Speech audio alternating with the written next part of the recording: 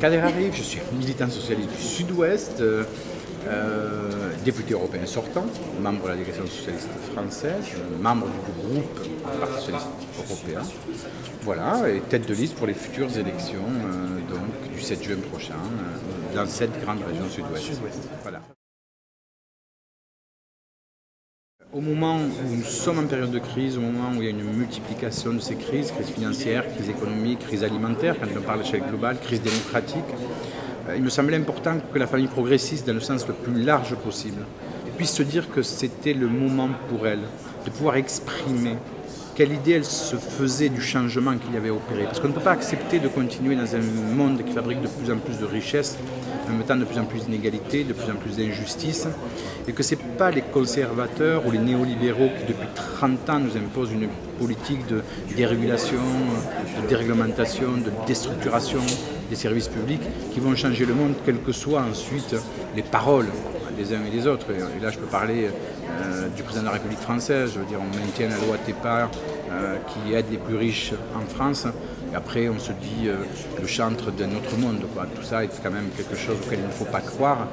Et que je crois que c'est à nous, nous qui avons été critiqués depuis 30 ans comme socialistes sur l'idée que nous ne comprenions plus rien au monde, que nous étions dépassés, que nous étions des archaïques, de continuer à défendre les services publics, que nous étions des archaïques, que de continuer à penser que la puissance publique était la seule à pouvoir réguler, que nous étions des archaïques quand on disait qu'il fallait avoir de la coordination économique à l'échelle européenne, qu'on pouvait avoir plus d'endettement, etc., etc., etc. Je vois aujourd'hui que je veux dire, c'est quand même ces recettes-là, entre guillemets, elles sont reprises, mais qu'on ne peut pas leur laisser faire à eux. Ils ne le feront pas dans longtemps, parce que ça les sert de manière pragmatique. Le G20, par exemple. Oui, le G20, très bien, il faut. S'il y a une volonté, il faut s'en féliciter, tant mieux.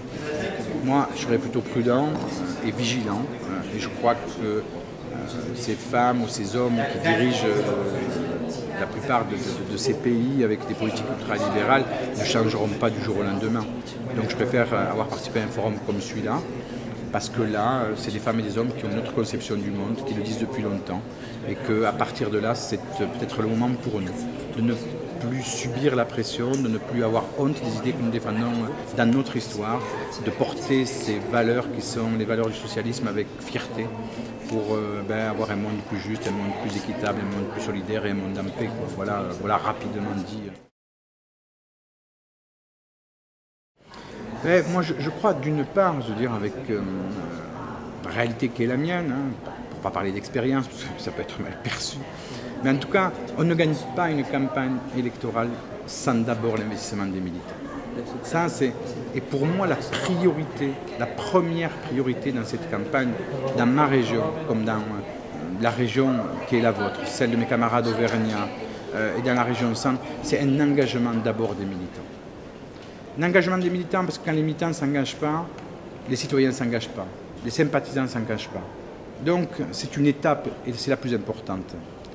En même temps, quand on va fêter les 30 ans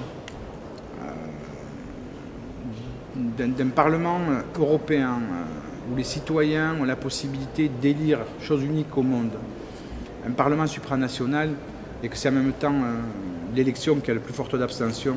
Si on veut demain une Europe plus démocratique, si on veut demain une Europe plus citoyenne, d'ailleurs ce que porte le PSE, l'Europe des peuples, il faut une forte participation, un fort engagement des militants et des citoyens pour l'élection du 7 juin.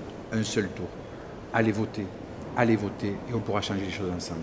En tout cas, leur dire que je me félicite du travail qu'ils font, que je me félicite de ce qui a été créé, je veux dire, et votre participation aujourd'hui, mais aussi la participation à Vienne que vous évoquiez tout à l'heure, l'idée qu'on est militant socialiste, mais aussi on est militant européen, et qu'à ma place, avec vous, je crois qu'il faut accompagner le travail que vous faites pour faire qu'un jour, on puisse se dire qu'on appartient à une nation, mais qu'on appartient à un continent, et que ça passe aussi par un engagement militant et un engagement politique.